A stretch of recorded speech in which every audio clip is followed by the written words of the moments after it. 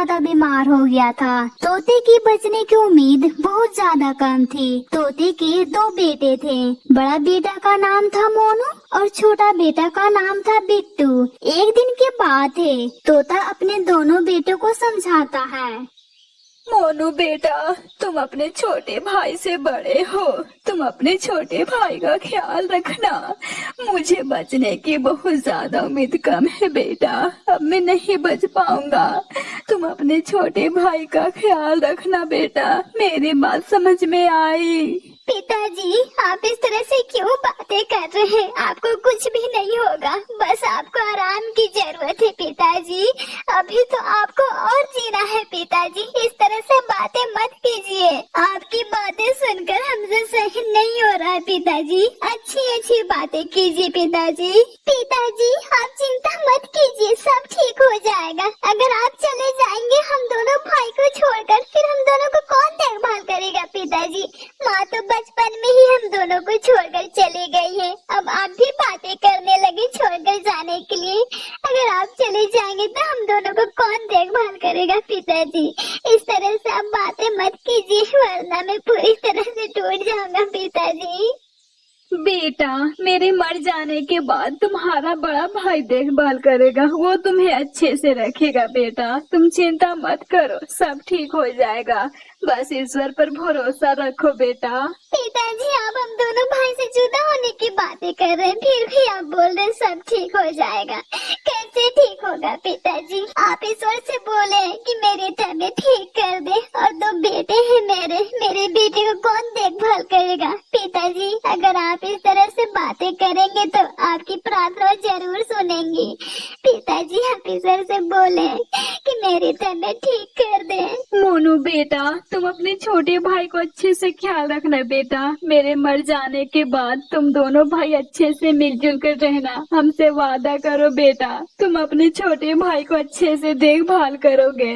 पिताजी, मैं आपसे वादा करता हूँ, बिट्टू का मैं अच्छे से ख्याल रखूंगा, कभी भी बिट्टू को दुख नहीं दूंगा पिताजी। लेकिन पिताजी, आप इस तरह से बातें मत कीजिए, मुझे बहुत ज्यादा दुख हो रहा है पिताजी। मोनू बेटा, तुम अच्छी तरह से जानते हो अब मैं नहीं बच पाऊंगा, फिर क्यों नादान बातें कर रहे हो बेटा? इस तरह से बातें मत करो बेटा। और हाँ मोनू बेटा, मेरे मर जाने के बाद तुम दोनों अच्छा काम करना, अच्छा घर बनाना। अब मेरा समय आ गया है जाने का। तुम दोनों भाई पूरी जिंदगी साथ में रहना, एक दूसरे से कभी भी झगड़ा मत करना। अगर मोनू बेटा बिट्टू से कुछ गलती हो जाएगी तो जाने अनजाने में इसे माफ कर देना छोटा भाई समझकर, और एक दूसरे से मिलजुल कर रहना बेटा। समझ में आई मेरी बात? पिताजी, बिट्टू को मैं कुछ भी नहीं बोलूंगा और ना ही कभी उसे डांटूंगा। लेकिन पिताजी, आप इस तरह से बातें मत कीजिए, सब ठीक हो जाएगा पिताजी। मुझे बहुत ज्यादा दुख हो रहा है पिताजी, आप इस तरह से क्यों बातें करते हैं? बेटा, अब मेरी आखिरी सांसें चल रही है बेटा, जो मैंने कहा है उसे जरूर निभाना बेटा। इतना बोलकर तोता अपना दम तोड़ देता है।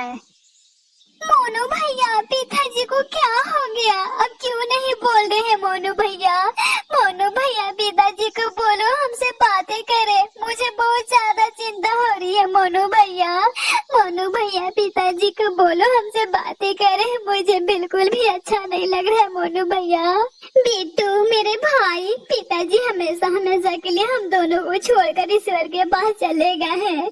अब हम दोनों को इसी गम में खुश रहना होगा। चुप हो जाओ बिट्टू, सब ठीक हो जाएगा। मोनू भैया, कैसे चुप हो जाऊं? बचपन में माँ छोड़कर हम दोनों को चले गई थी, अब पिताजी कैसे इतना ज्यादा दर्द सहन करूं? न जाने हम दोनों भाई की जिंदगी में क्या लिखा हुआ है। खुशियाँ भी आएगी कि सिर्फ गम ही देंगे ईश्वर।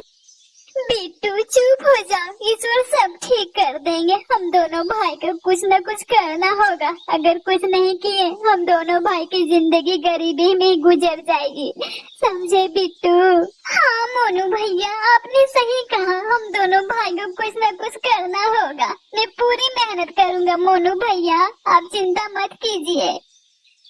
फिर कुछ महीने गुजर जाने के बाद मोनू शादी कर लेता है और दोनों भाई मिलजुल कर अच्छे खासे घर भी बना लिए थे। लेकिन एक दुख की बात है, मोनू की पत्नी बिट्टू के बारे में हरदम चुगली करती रहती थी, क्योंकि मोनू की पत्नी बहुत ज्यादा लालची थी। एक दिन मोनू की पत्नी कहती है, मोनू जी, आप अपने भाई को इस घर में क्यों रखे हैं? इसे निकाल क्यों नहीं देते हैं? घर में बैठे बैठे मुफ्त की रोटियां तोड़ते रहता है। मेरी तो किस्मत ही फूटी हुई है। मेरे सपने कितने बड़े बड़े थे कि मैं इस घर में आऊंगी तो घर की मालकिन बनूंगी, लेकिन नहीं, मैं तो इस घर की नौकरानी हूँ। मेरी हुक्म कहाँ चलेगी?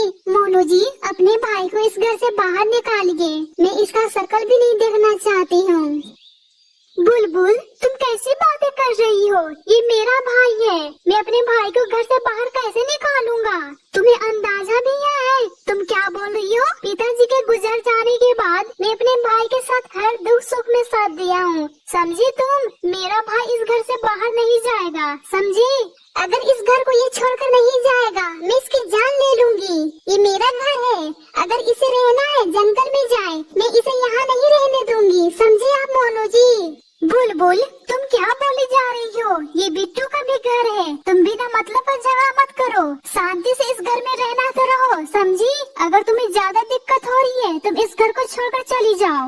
नहीं मोनू भैया, भाभी क्यों घर छोड़कर जाएंगी? मैं चला जाता हूँ इस घर को छोड़कर। आप दोनों इस घर में अच्छे से रहिएगा। और हाँ, मेरी चिंता मत कीजिएगा मोनू भैया, मैं जहाँ भी रहूँगा अच्छे से रहूँगा। नहीं बिट्टू, अगर घर से कोई जाएगा, ये जाएगी। हम दोनों भाई को अलग करने आई है, लेकिन मैं ऐसा कभी नहीं होने दूंगा। अगर हमारे घर में ये रहेगी, हमारे घर को बर्बाद कर देगी। हमसे बहुत बड़ी गलती हो गई है बिट्टू। तुमसे बिना बताए मैं शादी कर लिया हूँ, लेकिन अब मैं अपनी गलती को सुधारना चाहता हूँ। निकलो तुम यहाँ से। मैंने सोचा था कि तुम मेरे घर को अच्छे से संभालोगे, लेकिन तुम ऐसा कभी भी नहीं कर पाओगी। जैसी तुम्हारी माँ लालची थी, वैसे तुम भी लालची हो। मैं तुम्हारा शकल भी नहीं देखना चाहता हूँ, समझी? अरे जा रही हूँ।